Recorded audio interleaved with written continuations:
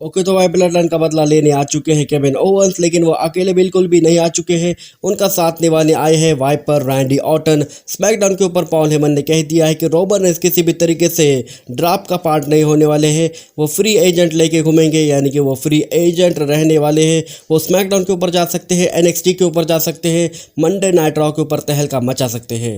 Hello दोस्तों, मेरा नाम है आरजे और आप देख रहे हो आरजे रेसलिंग फैंस। और उसके बाद हमको शो के ऊपर कॉन्ट्रैक्ट साइनिंग देखने को मिलती है एजे स्टाइल और कोडी रोज के बीच, क्योंकि इनका मैच होने वाला है रेसलमेनिया बैकफ्लैश के अंदर WWE अनडिस्प्यूटेड चैंपियनशिप के लिए। बकवास ये कॉन्ट्रैक्ट साइनिंग थी।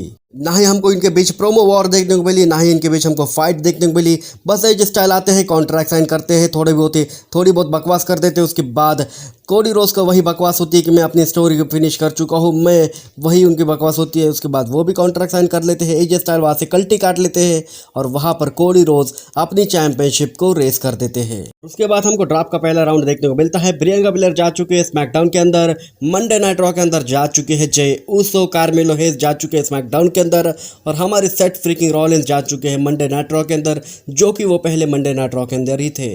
फिर उसके बाद हमको कमाल का सेगमेंट मिल जाता है। रेमी स्टूडियो का मैच होता है। उस मैच के अंदर परफेक्ट तरीके से इज्जत के साथ रेमी स्टूडियो जीत भी जाते हैं, लेकिन इस मैच के बाद बवाल हो जाता है। ये मैच सैंटोस एस्कोबार के लोंडो के साथ था। सैंटोस एस्कोबार जाने की कोशिश करते हैं, लेकिन 1 मिनट के लिए वो रुकते हैं।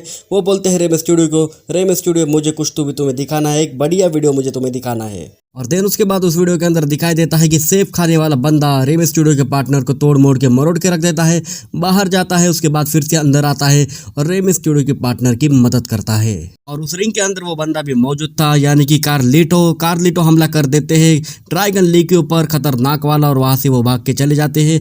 ना कोई कारण बताया कार्लिटो ने ऐसा क्यों किया, लेकिन हमको पता है कि रेसलमेनिया के अंदर उनको मैच चाहिए था रेमी स्टूडियो के अगेंस्ट टैग टीम वाला, लेकिन उनको वो मौका मिला नहीं था। इस वजह से ही ड्रैगन ली के ऊपर उन्होंने शायद से हमला किया है। और देन उसके बाद हमको ब्राउन ब्रेकर का शॉर्ट वाला मैच देखने को मिलता है, गोल्डबर्ग जैसा, और उस मैच के अंदर वो अलेक्जेंडर को फेस कर रहे थे परफेक्ट तरीके से इज्जत के साथ। खतरनाक वाला स्पीयर लगा के 1 मिनट के अंदर अलेक्जेंडर को हरा दिया ब्राउन ब्रेकर ने।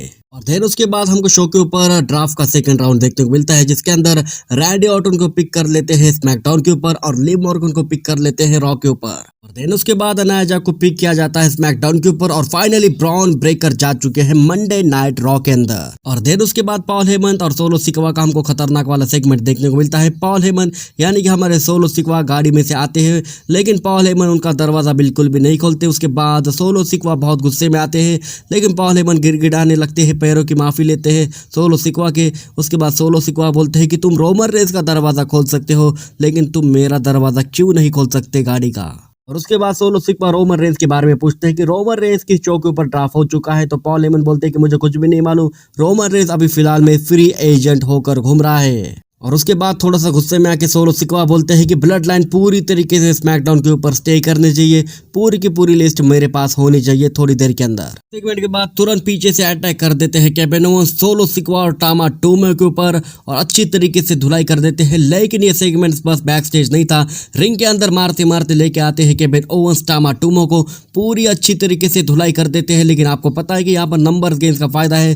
सोलो सिकवा और टामा टूमो मिलकर अच्छी तरीके से धुलाई करते हैं केविन ओवेंस, लेकिन तभी हिट होता है थीम सॉन्ग रैंडी ऑर्टन का। रैंडी ऑर्टन रिंग के अंदर आते हैं, टामा टूमो को तो वो फेंक के ही देते हैं। उसके बाद वो आरकेओ लगाने की कोशिश करते हैं सोलो सिकवा के ऊपर, लेकिन सोलो सिकवा पीछे से हट जाते हैं। थैंक्स टू रैंडी ऑर्टन की वजह से ही आज पिटते पिटते बच जाते हैं केविन ओवेंस, और उसके बाद केविन ओवेंस उनको हक भी करते हैं। और मुझे लगता है कि इनका मैच भी सेटअप हो सकता है टैग टीम वाला। एक तरफ होंगे ब्लड लाइन के बंदे और दूसरी तरफ होंगे हमारे रैंडी ऑर्टन और केविन ओवेंस। और आपको पता है कि केविन ओवेंस और रैंडी ऑर्टन की केमिस्ट्री कितनी बढ़िया है। अगर ये मैच होता है तो तहलका और धमाका मचना तो तय है। फिर उसके बाद ड्राफ्ट का थर्ड राउंड हमको देखने को मिलता है।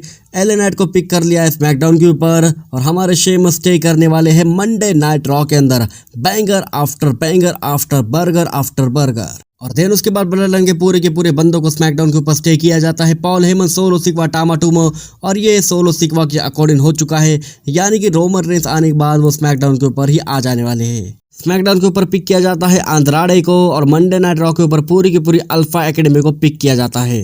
तो दोस्तों ये कुछ था स्मैकडाउन के ऊपर का ड्राफ्ट। अब सीधा आपको ड्राफ्ट देखने को मिलेगा मंडे नाइट रॉ के अंदर। देन उसके बाद हमको शो का मेन इवेंट देखने को मिलता है अनडिस्प्यूटेड डब्ल्यूडब्ल्यूई चैंपियन कोडी रोज वर्सेस कार्मेलो हेज के बीच। कुछ भी इस मैच के अंदर नहीं था, क्रॉस रोड लगा के हरा देते हैं कोडी रोज कार्मेलो हेज को। और मैच के बाद एज स्टाइल पीछे से आके अटैक करने की कोशिश करते हैं, लेकिन उसके बाद हैंडशेक कर लेते हैं वो कोडी रोज के सामने और स्मैकडाउन यहाँ से ऑफ ईयर चली जाती है। तो कमेंट सेक्शन में आप ही बताओ आज की स्मैकडाउन आपको कैसी लगी। तो दोस्तों ये वीडियो बस ये थी। अगर आपको वीडियो पसंद है तो वीडियो को लाइक और चैनल को कर दीजिए सब्सक्राइब।